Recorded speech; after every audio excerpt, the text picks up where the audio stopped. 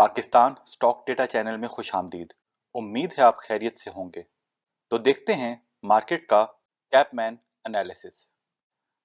तो आज जी मार्केट में अगर तो आपने मार्केट को फॉलो नहीं की या मार्केट को फॉलो नहीं करते तो आपको यही नज़र आ रहा है कि भाई मार्केट 228 पॉइंट्स नीचे बंद हुई है।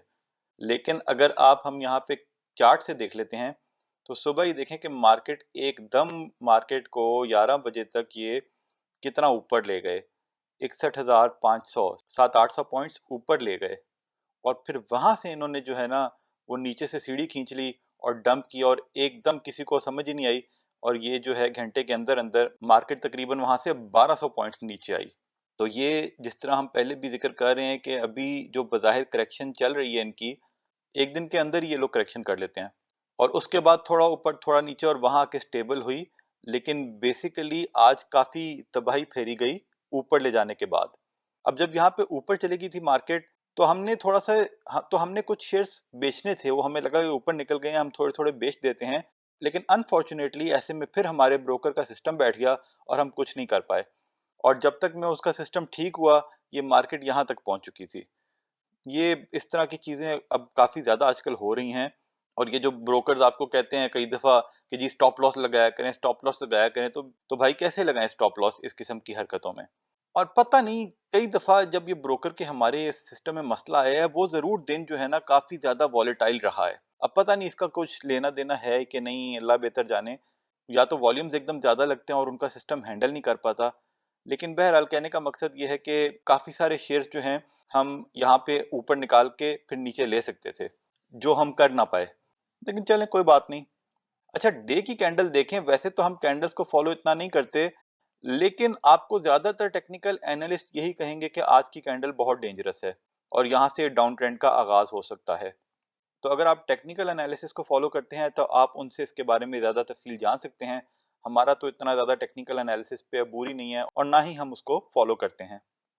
अब ये आने वाला वक्त ही बताएगा कि क्या यहाँ से डाउन ट्रेंड का आगाज है या फिर कल ऐसा कर सकते हैं कि जैसे आज ऊपर ले जाके नीचे पटका, कल उसको 1000-1200 पॉइंट्स नीचे ले जाकर 700-800 पॉइंट्स ऊपर ले आए, क्लोजिंग होगी 200-300 पॉइंट्स नेगेटिव और इस तरह 2000 तक की करेक्शन भी हो जाएगी। लेकिन ये तो वक्त ही बताएगा क्या होता है।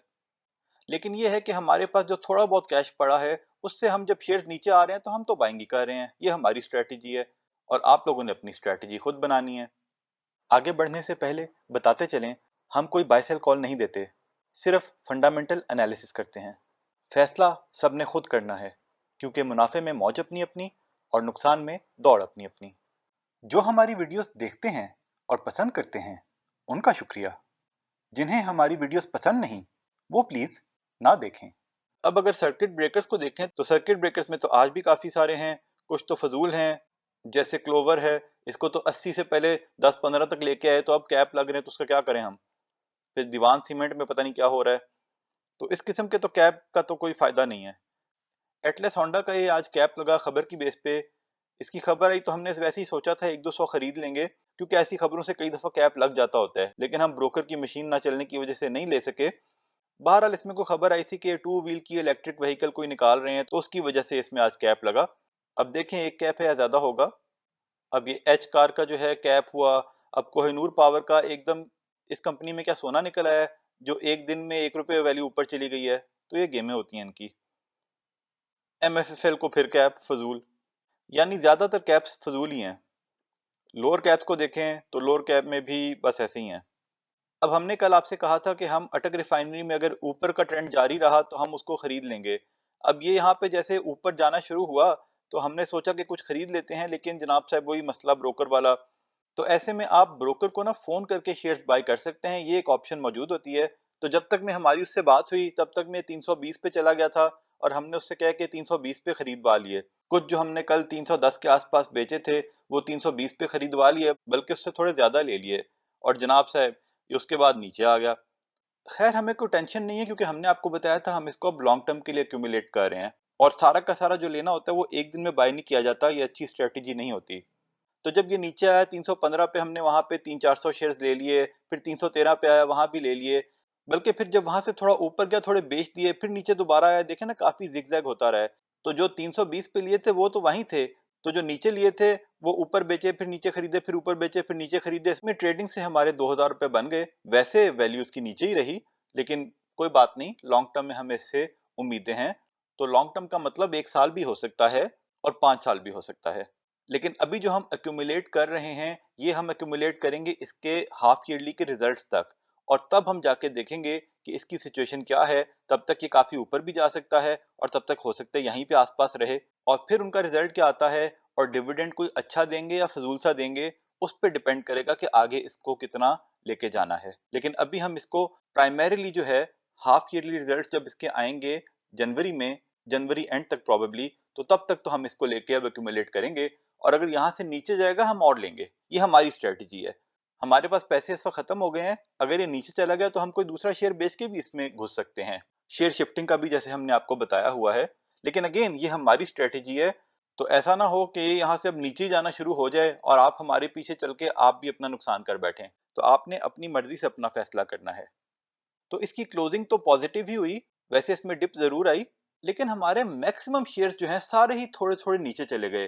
कुछ शायद एक दो ज्यादा भी गए हों, लेकिन सारे के सारे शेयर्स ही थोड़ा थोड़ा नीचे गए।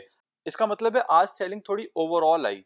और अजीब सी बात यह है कि मार्केट जब पीछे ऊपर जाए जा रही थी तो हमारे शेयर्स इतना ऊपर तो नहीं गए पिछले कुछ दिनों से, लेकिन उनमें डिप जरूर आई। तो ये स्टॉक मार्केट में इस किस्म की स्ट्रेटजीज करके लोगों को तंग किया जाता है। लेकिन तादाद में अच्छे खासे शेयर्स के नेगेटिव होने के बावजूद हमारा डे एंड का पोर्टफोलियो कल से बेहतर है। सरप्राइज्ड? ये सिर्फ अल्लाह ताला का फजल है कि ऐसी मंदी में भी हमारा एक शेयर जो हमारे पास रीजनेबल क्वांटिटी में मौजूद है वो बहुत अच्छा चला। शेयर अल्लाह के फजल से नहीं चलता, लेकिन अल्लाह का फजल ये होता है कि अल्लाह ने हमें तौफीक दी कि हम उस शेयर में एंट्री ले पाए उसके चलने से पहले। तो वो है जी जनाब साहिब EPQL। माशाल्लाह माशाल्लाह, इतने अरसे से हम इसके बारे में आपसे बातें कर रहे हैं कि जो इसकी जब से न्यूज़ आई एंग्रो ने इसको बेचना है, तो तब से हम कई दफ़ा कह चुके हैं कि हमें ऐसा महसूस हो रहा है कि इसको जानबूझ के प्रेशर में रखा जा रहा है। ये इतने अरसे से इसको प्रेशर में रखा गया और पता नहीं कौन कौन सा साजा गामा माजा शेयर चलते रहे, और शायद बहुत से लोगों ने इसकी तरफ फिर तवज्जो हटा ली होगी या खरीदा होगा तो बेच दिया होगा। ट्रेडर्स तो बिल्कुल इसी तरह करते हैं ना कि कोई शेयर ऊपर जा रहा है तो उसमें घुस जाते हैं और कोई चल नहीं रहा उससे निकल जाते हैं। और जब ये बात चला है, अपर कैप के पास पहुंच गया है, अपर लॉक भी लगा, तो अब वो इसमें घुसने की कोशिश कर रहे होंगे। और जब हम इसके बारे में बार बार बात कर रहे थे, लोगों ने शायद तवज्जो ना दी हो, लेकिन आज कुछ लोग हमसे शायद ये सवाल करें कि क्या इसमें अब भी एंट्री ली जा सकती है। तो भाई चलने से पहले लेनी चाहिए एंट्री। बाकी अगर इसकी डील होती है उस हिसाब से ये रेट भी इसका कम है। बाय सेल करने का तो हम वैसे ही किसी को मशवरा नहीं देते। तो यहाँ पे अगर आपने खरीदना है तो आपकी अपनी मर्जी है, लेकिन पॉइंट ये है कि अगर इसकी डील होनी है तो उस हिसाब से ये रेट भी लो है, क्योंकि डील इसकी बुक वैल्यू के आसपास होगी अगर डील हुई तो, और बुक वैल्यू इसकी 40 से ऊपर है। लेकिन अपने रिस्क पे, हमने इसमें जो लेना था हम वो 29 के आसपास ले चुके हैं, अब हम और नहीं ले रहे। बल्कि हमने तो आज इसमें से बेचे हैं कुछ, क्योंकि पता नहीं होता ना कि कौन सा शेयर किस वक्त कहाँ पे कहाँ जाएगा कि कहाँ नहीं जाएगा, तो हमने थोड़े से बेच दिए। अब मिसाल के तौर पे अगर ये कल नीचे आ गया तो हम वापस खरीद लेंगे, नहीं आया तो इट्स ओके, और ऊपर गया हम थोड़े और निकाल देंगे। तो हमने तो ये स्ट्रेटेजी रखी है इसमें।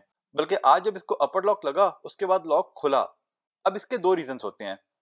नंबर वन, के लॉक लगे और खुले तो उसके पीछे रीजन ये होता है कि बिला वजह उस शेयर में लॉक लगाया गया, और जब लोग एंटर हुए तो बड़े प्लेयर ने बेच दिया माल, और फिर उसके बाद उसमें मंदी आ जाएगी।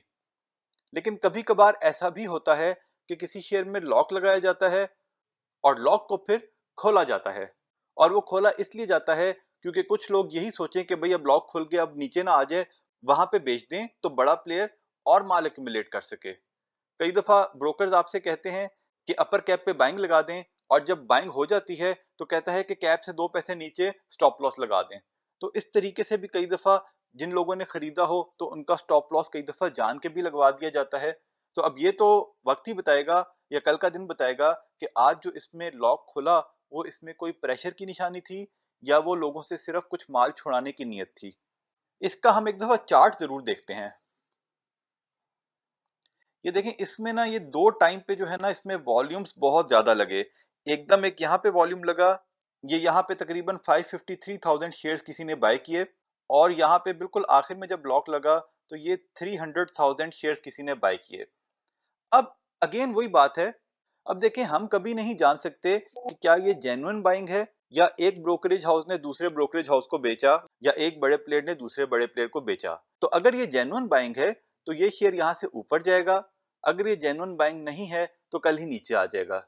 अब ये वक्त ही बताएगा। लेकिन अगेन हमने इसमें इन्वेस्टमेंट की है इस एंटिसिपेशन में कि एंग्रो इसको जरूर इसके कुछ ना कुछ शेयर होल्डिंग बेचेगा और उस चक्कर में इसकी वैल्यू ऊपर जाएगी। वरना पावर सेक्टर की कंपनीज में इससे बेहतर कंपनीज और मौजूद हैं। बताने का मकसद ये है, और जो रिस्क हम आपके सामने रख रहे हैं वो हम पहले भी रख चुके हैं, और वो यही है कि किसी भी वजह से अगर ये डील नहीं होती, अगर एंग्रो का नोटिस आ जाता है कि भाई हमने बेचने का इरादा तर्क कर लिया है, फुल या पार्शियल सेलिंग जो भी वो करना चाहते हैं, वो इरादा हमने तर्क कर लिया है, तो फिर इसकी वैल्यू नीचे आएगी। अपने रिस्क पे आपने इसमें अगर कुछ करना है तो करें। और अगेन वही बात है कि हम इसके बारे में असेसमेंट 29 के आसपास, 29, 29.50, 28.50 वहां पे कर चुके हैं। इस वक्त आपकी अपनी मर्जी है, और जैसा हमने आपको बताया कि हमने तो थोड़ा सा बेचा है, कल अगर ये ऊपर गया हम थोड़ा और बेचेंगे, और अगर नीचे आया तो शायद जो आज बेचा वो कल खरीद लें। लेकिन ये गेम्स होती हैं स्टॉक मार्केट की, कि इतने अरसे इस शेयर को प्रेशर में रख के अब आज जब सारी मार्केट डाउन है तो इसको एकदम चढ़ा दिया। तो इसलिए अगर आपने किसी स्टडीज की बेसिस पे, किसी भी बेसिस पे अगर आपने असेसमेंट करके किसी शेयर में इन्वेस्टमेंट की है, और अगर वो आपके मुताबिक अच्छा शेयर है और अगर वो नहीं चल रहा, तो आपको सुकून से बैठ जाना चाहिए।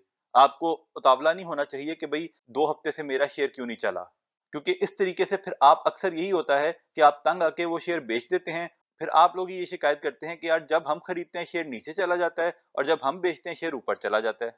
लेकिन सिर्फ इस शेयर की परफॉर्मेंस ने हमारे बाकी तमाम शेयर्स की नेगेटिविटी को एब्जॉर्ब कर लिया। वैसे सिर्फ ये नहीं था, थोड़ा सा हमारा THCCL में भी हमने बताया था, तो वो भी थोड़ा सा बेहतर रहा, 2%, 2.3% ऊपर रहा, तो हमने साथ साथ थोड़ा थोड़ा बेच दिया। इसमें वो आपको पता है कि शेयर बायबैक वाला सिलसिला चल रहा है, उसकी हमने असेसमेंट की हुई है, अगर आपने नहीं देखी तो देख लें सर्च करके। लेकिन साथ ही TPLP इसका भी शेयर बायबैक का चल रहा है, और ये काफी नीचे आ गया है, ये 14 से आहिस्ता आहिस्ता ये 13-20 पर आ गया है। लेकिन हमने तो इसमें यहाँ पे थोड़ी सी बाइंग की है। आप यही समझ लें कि THCCL जब ऊपर गया, वहां से जो थोड़ा बेचा है उससे हमने ये बाय कर लिया है। और इसी तरह फिर PRL भी सुबह ये बहुत ऊपर चला गया था, और ये हमारे पास थोड़ा बहुत था, और जब ये 26 पे गया तो हमने इसके 2-3 हजार शेयर्स बेचने थे। लेकिन वही बात है कि हम बेच नहीं पाए ब्रोकर की वजह से, और ये 1 रुपया नीचे आ गया। तो 26 पे हम 2-3 हजार बेच तो नहीं पाए, लेकिन हमने 25 पे 1-2 हजार खरीद जरूर लिए। तो इस तरह काफी मार्केट में उतार चढ़ाव वाला आज दिन रहा, लेकिन अल्लाह के फजल से हमारा सिलसिला ठीक रहा। अब देखते हैं जी कुछ कंपनी के आज फाइनेंशियल रिजल्ट्स आए। तो ये कोई डेटा एग्रो है, इसके रिजल्ट्स तो कोई खास नहीं है, देखने की जरूरत नहीं है ज्यादा। उसके बाद कोई ICC इंडस्ट्रीज हैं जी, इनके रिजल्ट्स देखें तो ये भी कोई खास नहीं है, तो छोड़ दें। उसके बाद अल शहीर को देखें जी, तो इसका क्वार्टरली रिजल्ट ये भी काफी ज्यादा लॉसेस में है, इनके तो लॉसेस बढ़ते जा रहे हैं, इनको तो कंपनी बंद ही कर देनी चाहिए। उसके बाद है जी मिचल्स फ्रूट फार्म। अब देखें एक क्वार्टर में 50 पैसे की EPS है, तो ऐसी कंपनी को जनाब साहेब 200 से ऊपर जाके भी लॉक लग रहे हैं। Wrong number. उसके बाद कोहिनूर स्पिनिंग, इनका भी कुछ खास नहीं रहा, इनका तो बिजनेस ही नहीं चल रहा। वो जो इन्होंने मार्केट में न्यूज फेंकी है, अगर वो सच्ची हुई तो फ्यूचर में कुछ करेंगे, वरना फारिग ही रहेंगे। और फिर है जी ये एक मटेरियल इंफॉर्मेशन आई क्रेसेंट स्टील की, कि इनका कोई कॉन्ट्रैक्ट रिन्यू हुआ है, तो हो सकता है इसकी वजह से कल ये थोड़ा तेजी में रहे। अब आज लगता है बातें काफी हो गई हैं, और काफी सारे शेयर्स डिस्कस भी हो गए हैं, तो आज हम सिर्फ एक और शेयर को टच कर लेते हैं, एंग्रो पॉलीमर। जो लोगों ने रिक्वेस्ट की हैं हमने उनको नोट कर लिया है, आहिस्ता आहिस्ता करेंगे। तो EPCL के बारे में वैसे तो हम पहले बात कर चुके हैं, लेकिन इसको देख लेते हैं, इसके फाइनेंशियल रिजल्ट्स को देखें। अब Q1 और Q2 की EPS हल्की थी, लेकिन Q3 की EPS थोड़ी बेहतर हो गई। तकरीबन 5.5 का 3 क्वार्टर में EPS है, और डिविडेंड भी ये तकरीबन 6 रुपए का दे चुके हैं। अब यहाँ से Q3 को अगर देखें, तो क्या ये कहा जा सकता है कि अगले आने वाले 4 क्वार्टर्स में इनकी EPS 10 रुपए तक हो जाएगी? क्योंकि अगर 10 रुपए EPS हुई तो डिविडेंड भी 10 रुपए का दे देंगे। ऐसा होता है तो इस रेट पे डिविडेंड यील्ड इसकी 20 से ऊपर बनेगी, तो ये अच्छा है। लेकिन इसमें एक मसला है जो हम पहले कई दफा बात कर चुके हैं। गैस की प्राइस इंक्रीज होने की वजह से इसकी प्रॉफिटेबिलिटी पे इम्पैक्ट आएगा। देखें इसके बारे में हमने किसी ब्रोकर या किसी एनालिस्ट से ही सुना था कि गैस की प्राइस इंक्रीज होने की वजह से इसकी प्रॉफिटेबिलिटी पे इम्पैक्ट आएगा। लेकिन हमारे पास ऐसा कोई मैकेनिज्म नहीं है ये डिटरमिन करने के लिए कि वो कितना इम्पैक्ट आएगा। वो इम्पैक्ट 1 रुपए की ईपीएस पर क्वार्टर भी हो सकता है, 50 पैसे की ईपीएस पर क्वार्टर भी हो सकता है। हमें उसका आइडिया नहीं है, लेकिन ब्रोकर के मुताबिक या एनालिस्ट जिसका हमने सुना था उसके मुताबिक इम्पैक्ट काफी हो सकता है। तो इसलिए बेहतर यही है कि आप इस बारे में अपने ब्रोकर से राब्ता करें, क्योंकि इतनी डिटेल्ड वर्किंग उनके पास शायद अवेलेबल हो कि वो आपको ये बता सकें कि इसकी ईपीएस पे कितना इम्पैक्ट आ सकता है। उस हिसाब से देखकर आप ये जज करें कि क्या ये अगले 12 महीने में इसकी ईपीएस 10 हो सकती है कि नहीं। हमारे पास कोई ऐसा मैकेनिज्म नहीं है कि हम इसकी फ्यूचर की ईपीएस को थोड़ा सा देख सकें। हम तो यही करते हैं कि जिन कंपनियों का ईपीएस ज्यादा ऊपर नीचे नहीं होता, उनके पिछले 4 क्वार्टर्स का ईपीएस देख लेते हैं और उसकी बेसिस पे अगले 4 क्वार्टर्स की असेसमेंट कर लेते हैं। इसमें कोई रॉकेट साइंस नहीं है। लेकिन जहां पे ये चीज आइडेंटिफाइड हो कि भाई कोई गैस या बिजली प्रॉफिटेबिलिटी को इम्पैक्ट कर सकती है, तो वहां पे फिर आपको ब्रोकर से ही राब्ता करना पड़ता है। जरूरी नहीं कि ब्रोकर के पास इतनी डिटेल इंफॉर्मेशन हो, लेकिन अगर होगी तो वही आपको बेहतर बता सकते हैं, तो आप उनसे राब्ता करें। बहरहाल, अगर इसकी एस्टिमेटेड ईपीएस अगले 4 क्वार्टर्स में 8 रुपए होती है, तो ये इस रेट पे अच्छा है। लेकिन अगर गैस की वजह से इसकी प्रॉफिटेबिलिटी और कम हो जाती है, तो शायद इतना अच्छा नहीं है। और साथ ही देख लेते हैं कि पीवीसी की प्राइसेस आजकल क्या चल रही हैं। तो आप investing.com पे जाके पीवीसी सर्च कर सकते हैं।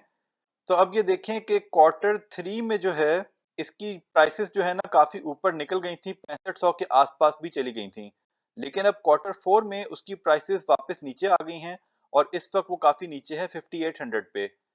इससे ये पता लग रहा है कि क्वार्टर 4 की जो ईपीएस है, अगर गैस प्राइसेस के इम्पैक्ट को निकाल भी दें, फिर भी वो क्वार्टर 3 से कम होगी, क्योंकि क्वार्टर 3 में 2.74 जो आ रही है, ये पीवीसी की प्राइसेस ऊपर होने की वजह से भी इसका कुछ इम्पैक्ट यकीनन होगा। तो असेसमेंट हमारी यही है कि Q4 की ईपीएस कम होगी, और जब उसमें गैस प्राइसेस का कुछ ना कुछ इम्पैक्ट आएगा तो वो और कम भी हो सकती है। इसलिए हमारी स्ट्रेटेजी ईपीसीएल में ये है कि हम इसके एनुअल रिजल्ट्स का इंतजार करेंगे, क्वार्टर 4 के रिजल्ट्स का जायजा लेंगे और फिर सोचेंगे कि हमने इसमें आगे इन्वेस्ट करना है कि नहीं। फॉर द टाइम बीइंग हमने इसको अपनी लिस्ट से निकाल दिया है, लेकिन ये हो सकता है कि ये ईयर एंड तक 55-60 रुपए पर भी चला जाए। तो आप अपना फैसला खुद करें कि क्या आपको इस रेट पे बाइंग करनी चाहिए कि नहीं। हमारे पोर्टफोलियो में नहीं है इस वक्त। चलें यार, आज एक ना हब को भी देख लेते हैं। 6 महीने की परफॉर्मेंस को देखें तो ये तकरीबन डबल हो गया है, और बहुत सारे दूसरे पावर सेक्टर के शेयर्स को इसने आउट परफॉर्म कर दिया है। और इत्तेफाक ऐसा रहा कि हमने इसमें कोई ज्यादा इन्वेस्ट नहीं किया, बल्कि हमने बस थोड़ा सा उस टाइम पे इन्वेस्ट करके जब इसने डिविडेंड दिया था 16 रुपए का, बस उसको एंजॉय किया था। उसके बाद हम इसमें से निकल गए थे, लेकिन ये काफी ऊपर चला गया। लेकिन इट्स ओके, तू नहीं और सही, और नहीं और सही। और असल में ना इसकी सब्सिडरीज बहुत ज़्यादा हैं, और उसका भी इसको बेनिफिट हो जाता है। तो इसलिए हमने जो पावर सेक्टर के एनालिसिस किए उसमें हम इसको इतना शामिल नहीं कर सके। इसका डायरेक्ट कोरिलेशन बाकी पावर सेक्टर की कंपनीज के साथ नहीं बन पा रहा था।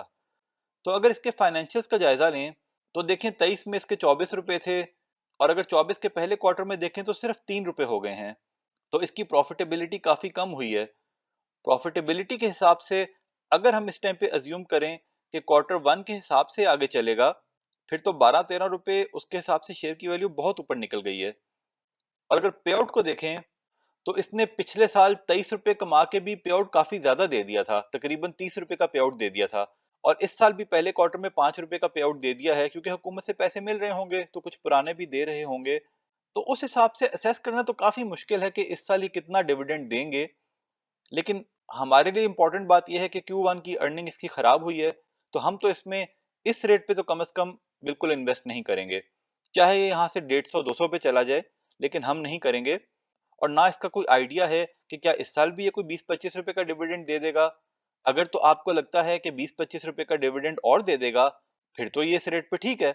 लेकिन हम इससे कम से कम इस रेट पे तो नहीं। इसको असल में 70-80 के पास ही बाय करना चाहिए था, और हमने उस टाइम पे नहीं किया। और अगर हमने उस टाइम पे बाय किया होता तो इस रेट पे हमने इसको सेल करना था। तो इसलिए आप सोच समझ के करें। इसमें बहुत तेजी रही और अब यहाँ पे रुका हुआ है। अब कोई पता नहीं यहाँ पे रुका रहे और कुछ अरसे बाद फिर यहाँ से तेजी बन जाए, या कोई पता नहीं यहाँ से नीचे भी आना शुरू हो जाए। तो आपको सही लग रहा है तो आप कर लें, लेकिन हमारे मुताबिक जब ये 80-90 का था, तब भी इसके मुकाबले में दूसरे पावर सेक्टर के शेयर्स ज्यादा अच्छे थे। लेकिन ये स्टॉक मार्केट है कि उनमें से कुछ वहीं पे रहे या ज्यादा ऊपर नहीं गए। और ये ज्यादा ऊपर निकल गया और इतने प्रेशर में ये वहीं पे सस्टेन कर रहा है और वो नीचे आ गए हैं, वो एक अलग कहानी है। लेकिन बात वही है कि हमने कंपैरिजन करके देखना होता है कि हमें कौन सा सही लग रहा है। तो हमें तो इस रेट पे ये कोई अट्रैक्टिव नहीं लग रहा, दूसरे पावर सेक्टर के शेयर्स ज्यादा अट्रैक्टिव हैं।